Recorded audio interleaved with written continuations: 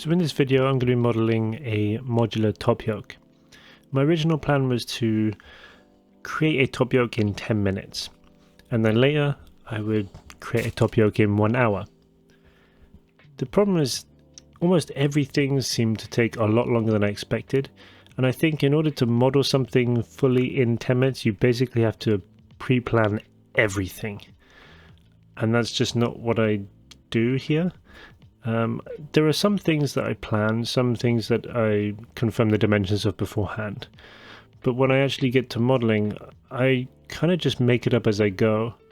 For instance, I know that I want a 45mm diameter surface for the top nut, and I know that I want a roughly 30mm offset from the steering stem to the forks.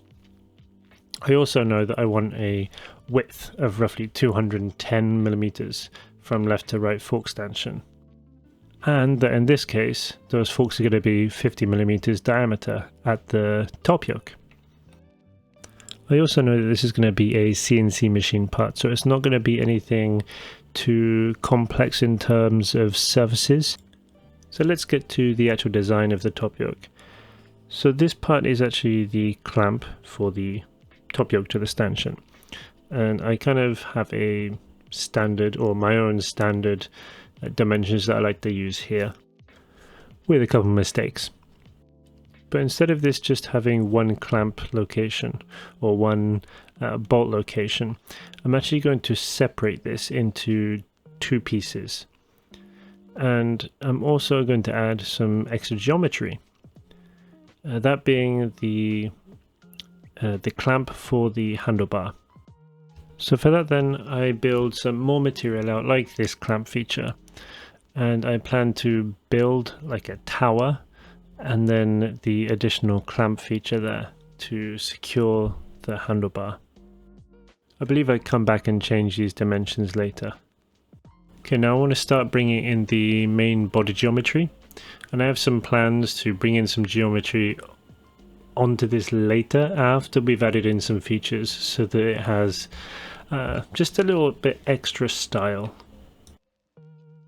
And of course I'm trying to make sure that I have everything fully constrained, because I want to make sure that this isn't going to fall over if I make any changes later on.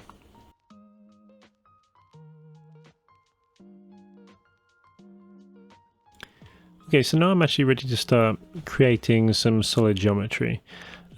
But I have to undo setting these as construction geometry, because now I can't use those to divide the sketches that I've created. So I select the parts that I want, and I'm just going to extrude those up, and that's going to be my, let's say, the modular block that we're going to swap in this assembly. I'm also ready to extrude the main body of the top yoke. So when we extrude that, we have to be careful that we don't make it join, because it's essentially in contact with the original body. So we need to change that to a new body in the settings. Once we have these two, I want to make sure that we do have a gap once it's, produced or manufactured. So I'm going to use the pull feature.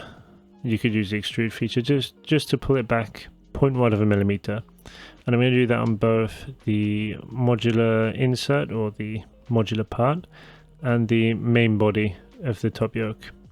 That's going to give us a total of 0.2mm clearance or distance between these when we're clamping up the top yoke. Now I want to add some kind of interesting geometry. Instead of just using a chamfer or a round over the edge, I'm going to use the sweep tool to pull some geometry to cut along the length or part of the length of the curve. And then I'm going to add some extra geometry to that body that is going to add to the geometry of the cut. So we'll start with defining the shape and then constraining it relative to that curve that is being swept along. We have a generic width and height of this box, but also I'm controlling the points of the corners to, I guess, create like a 2-distance chamfer. But I don't want it to be just a chamfer, I want to edit the end geometry. So once it's been swept, we sweep it as a new body again. And then we can sketch and extrude on the face of that new body to add to the geometry. Already knowing what I'll be doing at the end of this geometry, I know that I want to pull this a bit further away from each end so that I can achieve the shape that I want. Essentially, this is going to be made from a straight edge, a 3-point curve, and then constraints to ensure that that 3-point curve is tangent to the lower surface of this block. And since we've seen it once, I'm going to skip through the other side. Now really, these features aren't anything to do with modularity, this is just styling. How I'm planning on making this modular is for the left and right clamp pieces to actually have the towers for mounting the handlebar tubes. I also want to have different versions. So in this version, the handlebar is going to be mounted above the yoke, but in the other version, perhaps that standoff, the mounting for the handlebar tube, may be underneath, like clip-ons would be. So it gives us the opportunity to just have different clamp pieces with different mounting methods, allowing you to change from the standard above yoke design to a clip-on design without having to get a complete whole new top yoke, for example. I have some other ideas on making this, also have like a riser feature, but I'm thinking I'm going to work on that later once we have a finished design of this first. So we can see that I have this geometry that I've cut away, almost like a chamfer on the front. I want that to come into a straight edge, so I want to extrude another block surface in here, in this top yoke. But I also want to create some more interesting geometry surrounding the stem. And I want to have a kind of slope surface coming down into the top yoke at the kind of even level. So this is the extrusion of the stem section with the kind of ramp, which I'm just modeling here. So to do this, I'm making sure that I keep that as a separate new body, and then I use the tool, which is going to be used as a revolve cut, to then cut just the body, which is the surrounding the stem, and then I can later merge that in to the rest of the component later. It just ensures that I don't cut away material that I don't want to remove. So just making the final adjustments to this block that's going to be extruded into the top yoke.